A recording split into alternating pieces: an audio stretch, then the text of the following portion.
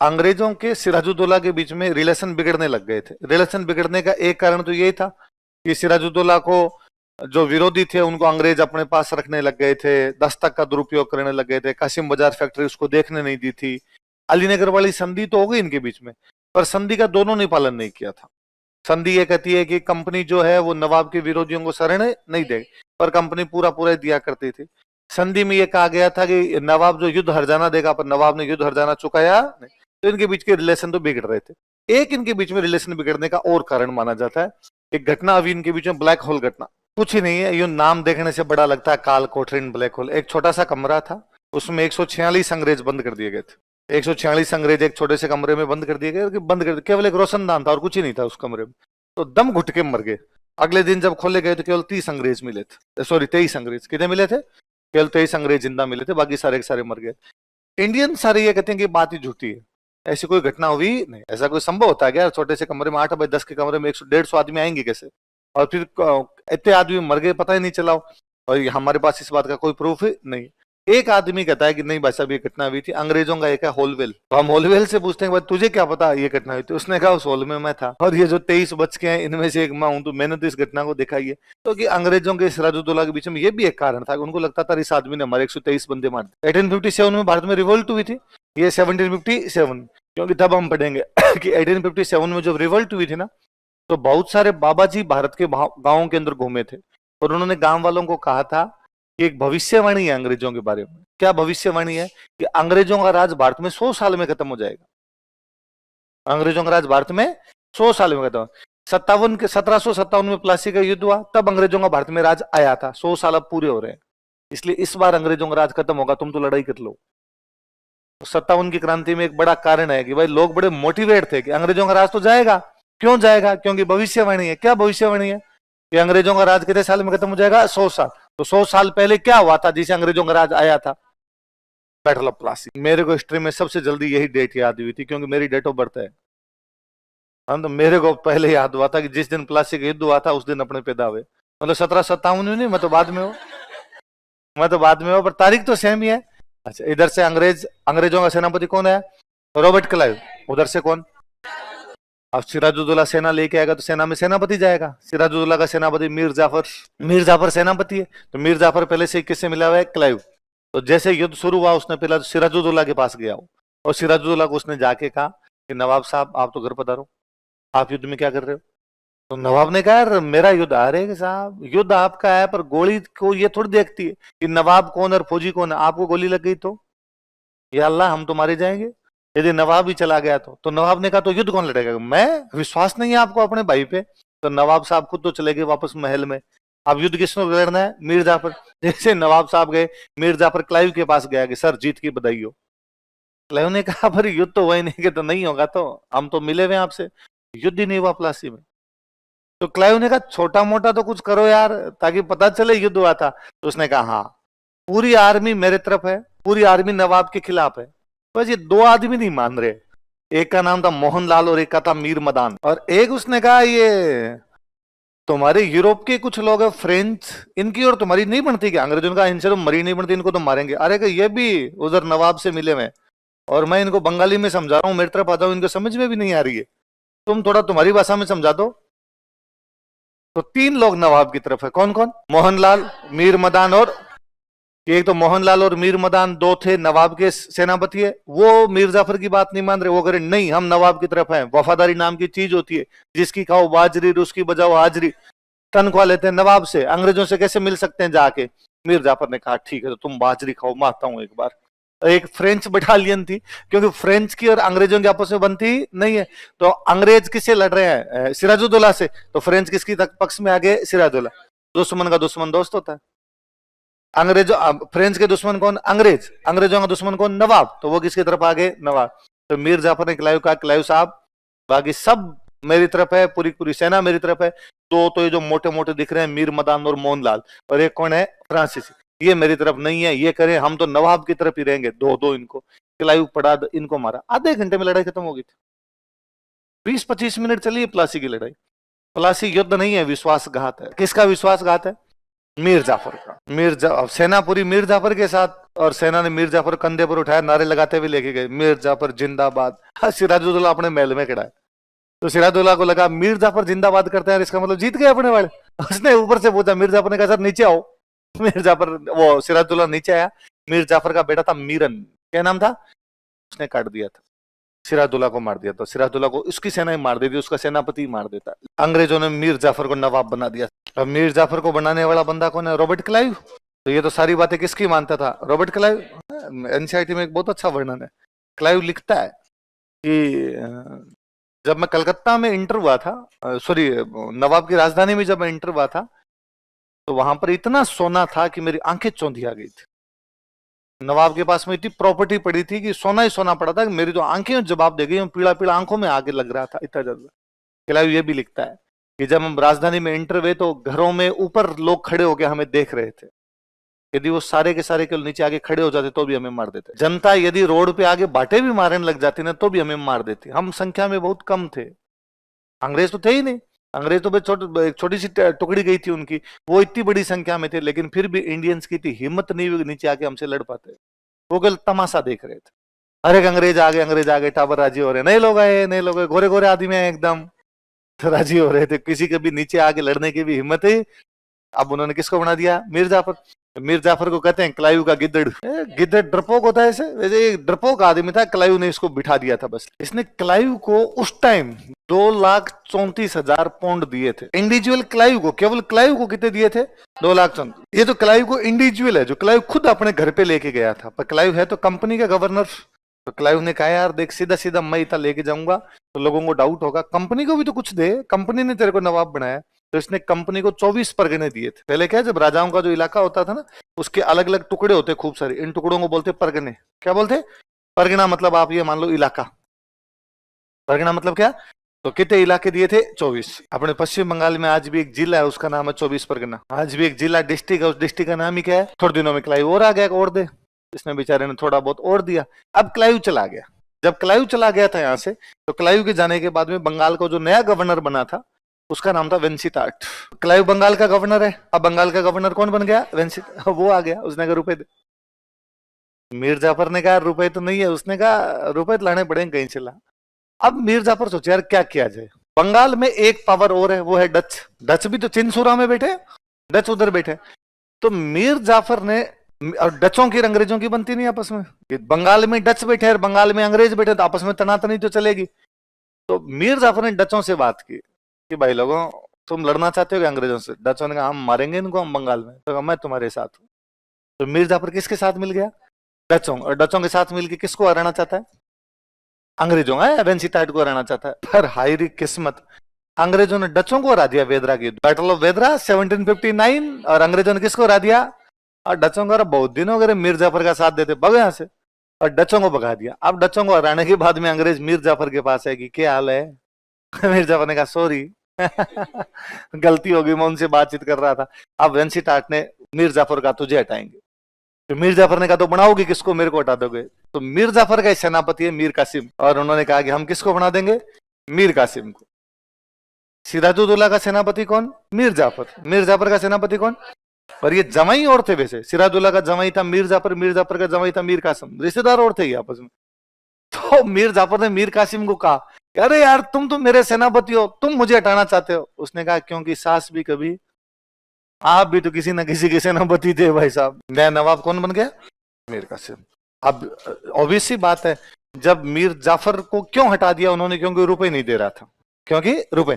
तो मीर कासिम को क्यों बनाएंगे, क्योंकि रुपए देगा, ऑब्वियस सी बात है, रुपए देगा। तो इसने खूब भर भर के दिए। इसने कहा अब खूब, 3 तो सीधे सीधे जिले दे दिए थे उनको। एक जिला पड़ता है आजकल बांग्लादेश में चला गया चटगांव, चटगांव है ना, एक जिला पड़ता है बांग्लादेश में चला गया मिदनापुर, एक जिला और बांग्लादेश की तरफ चला गया बर्धमान। तो 3 जिले दिए थे इनको। ये तीनों किसको दिए गए, अंग्रेजों को। बस 3 जिले दे रहा हूं, उसने तो खाली तुम्हें यूं 24 परगने छोटे छोटे इलाके दिए थे, मैं तो पूरे के पूरे क्या दे रहा हूं तुम्हें, जिले रखो, तुम पूरे के पूरे जिले रखो। और क्या देगा, अपने असम में एक जगह पड़ती है सिलहट, यहाँ पे ना चुना पत्थर निकलता है, लाइमस्टोन का। इसका जो भी बिजनेस होगा, चुना पत्थर का जो भी हमारा बिजनेस होगा, उसका 50% अंग्रेजों। अंग्रेजों का डन डन, ये सब ठीक है। हमारी फ्रेंच के साथ लड़ाई चल रही है, उसमें कितने रुपए देगा, क्योंकि सेम 1760 की बातें हैं सब। 1760 में वाड़ीवास वाड़ीवा चल रहा है, थर्ड कर्नाटक वॉर चल रहा है उनके बाद, हो उधर लड़ाई चल रही है साहब, 5 लाख रुपए उनसे लड़ने के लिए। तो दक्षिण भारत में लड़ने के लिए मैं तुम्हें 5 लाख रुपए दूंगा, सिलहट के चुने के व्यापार में तुम्हें 50% दूंगा, और 3 जिले दे रहा हूं मैं सीधे सीधे। फिर मीर कासिम इंटेलिजेंट था, मीर कासिम जानता था कि एक बार तो मैं आ गया, पर आज नहीं तो कल अंग्रेज लड़ेंगे तो सही, लड़ना तो पड़ेगा। जब तक अंग्रेज यहां पे रहेंगे तब तक मेरी पार तो पड़ेगी। तो उसको लगा अपनी पोजीशन अच्छी की जाए, लड़ना है आज नहीं तो कल लड़ना है, तो पहले थोड़ी सी पोजीशन ठीक कर ली जाए। तो उसने इसको सुधार किया अपने राज्य में। अंग्रेजों का मुख्य अड्डा बंगाल में कौन सा? कलकत्ता। नवाब की राजधानी कौन सी? मुर्शिदाबाद। पास पास में पड़ते हैं कलकत्ता और मुर्शिदाबाद। तो मीर कासिम ने एक तो कहा कि इनके नजदीक नहीं रहना, वरना तो मॉर्निंग वॉक इवनिंग वॉक में आगे कह देते हैं खर्चा दे, इनके पास रहना ही नहीं है। तो मीर कासिम अपनी राजधानी लेके आता बिहार में, बिहार में जगह पड़ती है मुंगेर, तो राजधानी शिफ्ट कर गया मुर्शिदाबाद से। कहां पे लेके चला गया?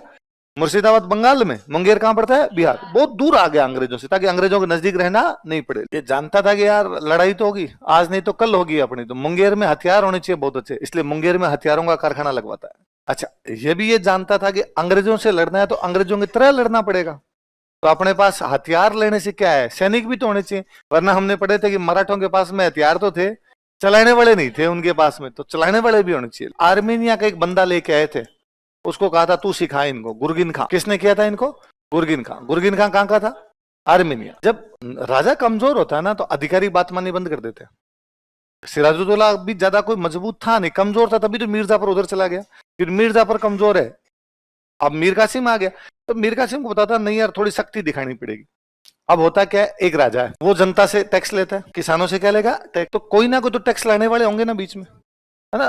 पटवारी, ग्राम सेवक, इस टाइप के जो अधिकारी आज होते हैं उस टाइम भी हुआ करते। रेवेन्यू ऑफिसर्स, ये बेटे रेवेन्यू ऑफिसर्स क्या करते, यहाँ से टैक्स लेके आते, ज्यादा जमा करवाते कम। पता था यार ये तो खुद ही कमजोर है, क्या बिगड़ लेगा अपना, और इसको तो खुद को ही नहीं पता कितने दिन सीट पे रहना, हटा ही देंगे कोई ना कोई तो इसको। तो एक टैक्स बीच में खा जाते थे, उस टैक्स का नाम था खिजरी जमा। किसान नहीं, किसानों से तो आता लेकिन राजा तक नहीं पहुंचता, नवाब तक नहीं पहुंचता, बीच में कौन खा जाते? इसने ना पिछले कई सालों का हिसाब निकाला, सबसे का ला के दो नहीं लाएगा उसको मार दिया जाए। सारे रेवेन्यू ऑफिसर से उसने एक टैक्स ले लिया था। कौन सा टैक्स ले लिया? खिजरी जमा। अब सिराजुद्दौला के और कंपनी के बीच में लड़ाई का कारण था दस्ता का दुरुपयोग, कि वो क्या कर रहे थे? दस्तक का दुरुपयोग। कैसे कर रहे थे? मैंने आपको बताया था कि एक तो दस्तक दी हुई थी कंपनी को, पर वो अपना पर्सनल ट्रेड करते थे, पर्सनल ट्रेड वाला टैक्स जमा करवाते। उससे भी बुरा ये था कि इंडियन व्यापारियों को भी दस्तक दे दिया करते, और इंडियन व्यापारियों का तो ये लो हमारे दस्तक ले जाओ, और नवाब को टैक्स देने की कोई आवश्यकता नहीं, जितना नवाब को दे दो उसका आधा हमें दे दो, आधा आधे की बचत हमारे, आधे का फायदा हमारे, आधे की बचत है तुम्हारे। तो मामला चल रहा था। तो नवाब को लगा कि मेरे को तो टैक्स मिल ही नहीं रहा, और कौन खा रहे हैं बीच में? अंग्रेज। तो उसने ना इंटरनल टैक्स सारे खत्म कर दिए, किसी पे लगी गई नहीं, मेरे तो आ ही नहीं रहा है, पर तुम्हें भी खाने, ना तो खाऊंगा और ना। अब कंपनी नाराज हुई, और कंपनी ने कहा ये तूने इंटरनल टैक्स क्यों खत्म कर दिया? उसने कहा ये तो मेरा मामला है, मेरा राज्य है, मैं लूं तो किसी से लूं, नहीं लूं तो नहीं लूं, तुम्हें क्या दिक्कत? तुमसे नहीं ले रहा, तुम्हें दस्तक दे रखी है, तुमसे लेता नहीं, फिर मैं किसी लूं? कंपनी ने कहा ना इनसे ले, क्योंकि कंपनी का वो बंद हो गया। वो जो कंपनी के कर्मचारी थे, वो जो आधा बीच में खा जाते थे, वो क्या हो गया? बंद। तो उनको लगा ये तो दिक्कत हो गई। फिर दूसरा, अच्छा अब एक नवाब है, नवाब अंग्रेजों की सहायता से बन के बैठा हुआ है वहां पे, तो उसके जो अधिकारी होंगे उसकी बात मानेंगे? कभी नहीं मानेंगे, है ना? अधिकारियों को पता होगा कि यार ये तो किसका पीछे लग हुए? अंग्रेजों का। तो अब वो कई कई ऐसे अधिकारी थे जो सीधा जाके अंग्रेजों से बातचीत कर लेते, अंग्रेजों के खास बन जाते। तो अब यार नवाब यदि उनको कहता कि मैं तुम्हें हटा दूंगा, तो कहते हटा के दिखा, तो खुद ही अंग्रेजों की सहायता से बना बैठा, तू मुझे क्या हटाएगा, हम तेरे को हटवा देंगे। तो उसने नोटिस किया कि कौन कौन अधिकारी मेरी बात नहीं मानते, उन सबको हटा दिया उसने। विद्रोही अधिकारी थे उन सबको दंडित किया गया, कईयों को मार दिया गया, कईयों को हटा दिया गया। अब पंगा चलने लग गया। अब पंगा किस बात का है भाई? ये अंग्रेजों के खिलाफ एक भी बात नहीं है, क्या इनमें से कोई बात अंग्रेजों के खिलाफ है? राजधानी चेंज की, कोई अंग्रेजों को नुकसान है? नहीं। हथियार बना रहा अगला, क्या अंग्रेजों को नुकसान है? नहीं। उसने अपने जो सेना है उसको ढंग से ट्रेंड कर ली, क्या अंग्रेजों को नुकसान है? नहीं। उसने अपने आंतरिक कर खत्म कर दी, क्या अंग्रेजों को नुकसान है? नहीं। पर है क्या, नवाब तो ये चाहता है कि बंगाल में मेरी शक्तियां बनी रहे, अंग्रेज ये चाहते हैं बंगाल में हमारी शक्तियां बढ़े। एक बंदा अपनी शक्तियों को बचाना चाहता है, एक बंदा अपनी शक्तियों को बढ़ाना चाहता है। लड़ाई होगी। एक म्यान में दो तलवारें, एक चादर में दो साधु नहीं सो सकते। वो तो लाइन है, एक चादर में दो दरवेश नहीं रह सकते। दरवेश मतलब फकीर। अब बंगाल में दो पावर है, आइदर मीर कासिम और ब्रिटिशर्स, या तो मीर कासिम रहेगा या कौन रहेंगे, अंग्रेज। लड़ाई होनी स्वाभाविक है, कुछ ना करोगे तो भी लड़ाई होगी। अब छोटी छोटी बातों को लेके छोटी छोटी चीजें होने लगी। और एक कोई समाचार मिले कि पटना के अंदर नवाब ने खूब सारे अंग्रेजों को मार दिया, पटना हत्याकांड और उसमें खूब सारे अंग्रेजों को मार दिया गया। तो अब वो और आरोप लगे कि तुमने मारा, उसने कहा मैंने नहीं मारा, कोई अधिकारियों ने मार दिया, यूं करके इनके बीच में लड़ाइयां होने लगी। छोटी छोटी झड़पें भी। नवाब को लगा बंगाल में मेरी पार पड़ेगी नहीं, इन युद्धों में नवाब हारता और हार के अवध भाग जाता है। अब देखो नवाब कहाँ का है, बंगाल, बंगाल की बाउंड्री कहां तक थी, बिहार, तो बिहार तक तो नवाब की बाउंड्री। अब बिहार से आगे भागेगा तो क्या है, यूपी है, और यूपी को क्या बोलते थे उस समय, अवध। अवध का जो नवाब है उसका नाम था सुजाउद्दौला।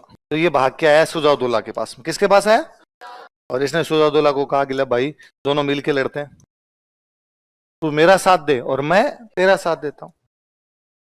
तो उसने कहा भाई मेरी तो लड़ाई नहीं अंग्रेजों से, लड़ाई तेरी है, तू लड़, मैं क्या करूंगा। उसने कहा मान ले अंग्रेजों ने बंगाल पे कब्जा कर लिया, मेरे को हरा दिया अकेले को, तो फिर अंग्रेजों की बाउंड्री बिहार तक होगी, बकरी की मां कब तक खैर मनाएगी, अगला तू है शिकार, तो आज मेरा साथ देगा तो तू बच जाएगा, वरना भाई साहब मरने तो सब है। तो अब्दुल कहा ये बात तो सही है।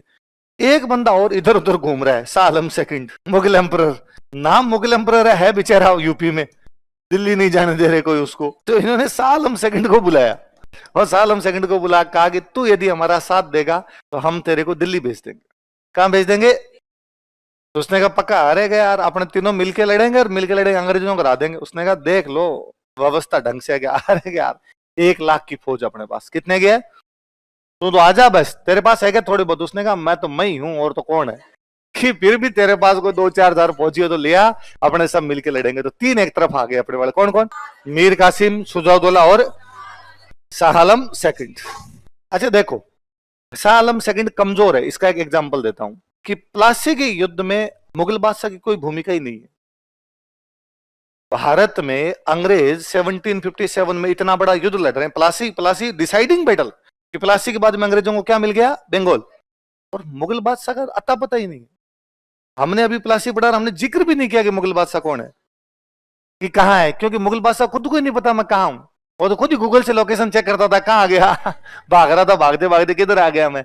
ये है कि मुगल बादशाह का पतन क्या है, कि साहब हम युद्ध पढ़ रहे हैं लेकिन युद्धों में मुगल बादशाह कोई जिक्र।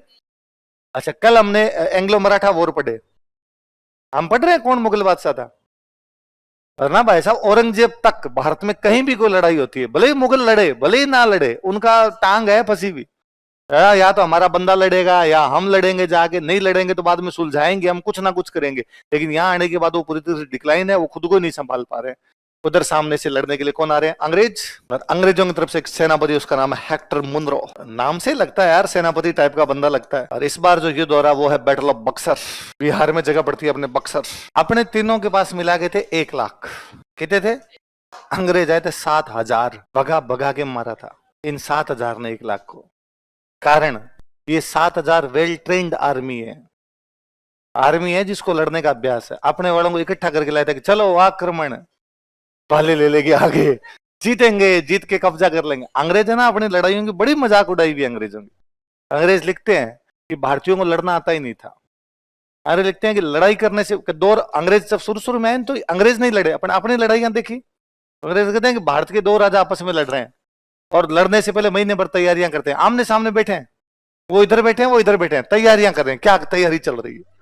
बाद में राजा लड़ने के लिए पूरा श्रृंगार करके मुकुट मुकुट धारण करके हाथी के ऊपर बैठ के एकदम ये माहौल बना के आते हैं, डेली इधर से तोपें छोड़ते हैं उधर से तोपें छोड़ते हैं, लड़ते हैं नहीं आपस में। अंग्रेजों ने आगे गोलियां मारनी शुरू की तो अपने बड़ों को समझ में नहीं आया भागना किधर है।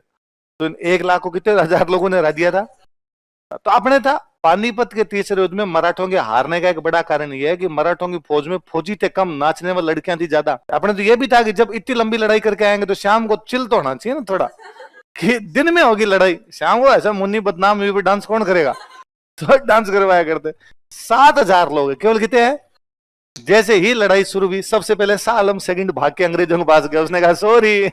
अब ये लड़ाई हुई किसके चक्कर में थी, मीर कासिम भाई, इन सबको इकट्ठा करने वाला कौन है, वो भाग गया, उसको लगा हारेंगे हारते मेरे को पकड़ेंगे, पकड़ने के बाद मेरे को लटकाएंगे। मीर कासिम का पता ही नहीं चला कहां चला गया था, मीर कासिम भाग गया, अंग्रेजों की जीत हुई। अंग्रेजों ने सुजाउद्दौला को पकड़ा कि तू क्यों आया था लड़ने के लिए। उसने कहा मेरे को मीर कासिम ने कहा था कि मैं हार जाऊंगा फिर अगला शिकार। अगला शिकार मैं बन जाऊंगा, तो मैं तो आपका शिकार करने के लिए आया था। हाँ, मुर्गा बन जाए तो इन दोनों को मुर्गा बनाया, एक तरफ शाह आलम सेकंड को, एक तरफ सुजाउद्दौला को। अब आप चीज नोटिस करो, एक बंगाल के नवाब का हारना, इसका मतलब बंगाल के नवाब के पास क्या क्या जगह है? बांग्लादेश, पश्चिम बंगाल, बिहार, उड़ीसा, झारखंड, इवन असम, ये सिलहटर, ये क्या है? असम का खूब सारा पार्ट। अवध का हारना, अवध के नवाब के पास क्या है? यूपी, कितना बड़ा स्टेट है, पूरा का पूरा यूपी उसके पास पड़ा है। मुगल बादशाह के पास कुछ ही नहीं, पर नाम तो है कि मुगल बादशाह है ना। पर नॉर्थ इंडिया का एक पर नाम मात्र का ये, पर नॉर्थ इंडिया को राजा कौन माना जाता है? एक झटके में, एक लड़ाई के अंदर अंग्रेजों के पास में पूरा नॉर्थ इंडिया और पूरा नॉर्थ ईस्ट आ गया। पूरा तो नॉर्थ इंडिया मतलब दिल्ली से लेके गंगा यमुना दोआब तक, नीचे तक एकदम यूपी, और फिर आप यू मान लो दिल्ली, हरियाणा, यूपी, बिहार, उड़ीसा, झारखंड, असम, पश्चिम बंगाल, बांग्लादेश। अंग्रेजों को समझ नहीं, आप करें क्या? उनके पल्ले ही नहीं पड़ी, इतना बड़ा इलाका एक जगह, वो सोच के नहीं आए थे। उनको लगा था लड़ाई होगी, और लड़ाई होगी तो बाद में मीर कासिम ने लड़ाई रोक देंगे, हम मीर कासिम को हटा देंगे, हटा के बंगाल में और किसी को बना देंगे। पर अब तो भाग गया वो, तो पूरा बंगाल उनके सामने पड़ा है, और सुजाउद्दौला और शाह आलम सेकंड मुर्गे बड़े बैठे उनके सामने। तो इनके हेक्टर मुनरो के तो पल्ले ही नहीं पड़ा, करना क्या है? तो उनका यार इस मामले को डील कौन करेगा? इतना बड़ा मैटर हो गया, इसको डील कौन करेगा? तो यार पहले डील कौन करता था इनके साथ? कि रॉबर्ट क्लाइव। कौन करता था? तो क्लाइव वापस चला गया था इंग्लैंड। क्लाइव को वापस बुलाया गया। कोई आदमी जब इंटेलिजेंट होता है और कोई आदमी में स्किल होती है तो उसकी क्या पहचान है? क्लाइव एक बाबू था, लिपिक क्लर्क, ईस्ट इंडिया कंपनी का क्लर्क था। धीरे धीरे वो ईस्ट इंडिया कंपनी का सेनापति बनता है, धीरे धीरे वो यहाँ का गवर्नर बनता है। यहाँ बंगाल के साथ में सिराजुद्दौला को हरा के मीर जाफर को वही बना के जाता है। वो इंग्लैंड चला गया था, उसको केवल इसलिए बुलाया गया कि इन दो मुर्गों का करें क्या। बंदे की वैल्यू ये होती है। रॉबर्ट क्लाइव इन दोनों व्यक्तियों के साथ में इलाहाबाद में संधियां करता है। कहा किससे करें भाई? दो आदमी है, पहले संधि किससे करेंगे? मुगल बादशाह। अरे उसके पास तो कुछ है नहीं, नाम तो है। तो पहले संधि के लिए कौन बुलाया गया? अंग्रेजों ने पूछा पहले तो ये बता तू आया क्यों था? तेरी हमारी तो कोई दुश्मनी, तू लड़ने आया ही क्यों था? इसने कहा वो दोनों ने मेरे कहा था तेरे को दिल्ली छोड़ के आएंगे। अंग्रेजों ने कहा दिल्ली छोड़ के आएंगे मतलब? तू रहता कहां भी? उसने कहा डांग माथे डेरा है कभी इधर जाता हूं और कभी। क्या तेरी कोई परमानेंट एड्रेस नहीं है? उसने कहा ना साहब, अपना तो कोई परमानेंट एड्रेस नहीं। तो अंग्रेजों ने इसको कहा कि हम तेरे को दो जगह दिलवाते हैं, इलाहाबाद और कड़ा। कौन कौन सी? यूपी में दो जगह थी, एक तो ये जहां पर बैठे इलाहाबाद, इलाहाबाद के पास में एक जगह और थी, उसका नाम था कड़ा। उसने कहा पर मेरे पास तो रोटी का जुगाड़ नहीं है। तो अंग्रेजों ने कहा हम तेरे को 1 साल की 26 लाख रुपए पेंशन देंगे। उसने कहा झूठ बोल रहे, इतने रुपए होते हैं क्या? उसके बेचारे के 1 साल इतने रुपए कभी देखे हुए? झूठ बोल रहे, इतने रुपए तो होते ही नहीं है। और उसने कहा कि इलाहाबाद और कड़ा मेरे को दोगे आपकी? हाँ। तो ये तो तुम्हारे पास है ही नहीं भाई, मैं कोई चीज आपको तभी तो दे सकता हूं जब मेरे पास हो। इलाहाबाद और कड़ा तो अवध के नवाब के पास है। अवध के नवाब की जगह आप कैसे? अंग्रेजों का चुप रहे तू, हम तेरे को 26 लाख रुपए और देंगे। उसने कहा ठीक है, मान लिया। ये तो मैथ्स वाला माना की है कि माना की करे मूल्य 100, तो माना की इलाहाबाद और कड़ा मेरे हैं, माना की 26 लाख रुपए। तो अंग्रेजों ने कहा अब तू हमें कुछ चीजें देगा। उसने कहा मैं कहा तो मेरे पास तो खुद के पास ही नहीं है। जो तुम्हारे पास नहीं है वो तो मुझे दे रहे हो, जो मेरे पास नहीं है मुझसे ले रहे हो। इतने भोले लोग मैंने पहले दुनिया में देखे। अंग्रेजों का चुप रहे, तू खाली साइन कर। साइन किया था कि बंगाल, बिहार, उड़ीसा के दीवानी अधिकार। कौन कौन से? बंगाल, बिहार, उड़ीसा का पूरा जो टैक्स है वो कौन लेंगे? अंग्रेज लेंगे। उसने शाह आलम सेकंड ने वापस कहा प्लीज तुम शायद भोले आदमी हो, देखो मैं गरीब हूं पर झूठा नहीं हूं, ये मेरे पास नहीं है। तुम कह रहे हो हम तेरे से लेंगे, ये तो मेरे पास ही नहीं है, मैं दूंगा कैसे? अंग्रेजों का ले लेंगे, तू खाली लिख के दे दे। क्योंकि मुगल बादशाह लिख के देगा, बाद में हम बंगाल के लोगों को जाके कहेंगे टैक्स हम लेंगे।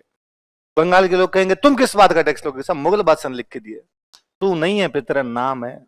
लोगों को अभी तक पता नहीं, तू खोखला हो चुका है। हम जानते हैं, तू जानता है। तू बाहर बताना मत किसी को, मेरे को कुछ ही नहीं आता है। तो ये संधि बड़ी जोरदार है। इलाहाबाद की दूसरी संधि 4 दिन बाद, पहले वाले की 4 दिन बाद 12 अगस्त को हुआ, तो ये कब होगी? 16 अगस्त। अंग्रेजों का 16 को मनाएंगे, 15 अगस्त मना लो, तुम झंडा वंडा फहरा लो, फिर मनाएंगे। हाँ, क्लाइव और सुजाउद्दौला। अब सुजाउद्दौला बच गया ना, एक मुर्गा और बना हुआ है बंदा, उसको बुला के इसको पकड़ के लाओ रहे। शाह आलम सेकंड को उन्होंने साइड में खड़ा कर रखा है। इधर सुजाउद्दौला को कहा कि इलाहाबाद और कड़ा हमें दे दे। इलाहाबाद और कड़ा ये है कॉन्फिडेंस। आपके पास नहीं था पर आपको पता था ले लेंगे। मेरे पास कोई चीज नहीं है पर मुझे इतना कॉन्फिडेंस हो इससे तो छीन ही लूंगा और आज भले इनको दे दूं। ये कॉन्फिडेंस है कंपनी का। कंपनी कितनी पावरफुल होती जा रही है। फिर इसको कहा देख, मीर कासिम हमारे से इसलिए लड़ा था क्योंकि उसका पंगा था।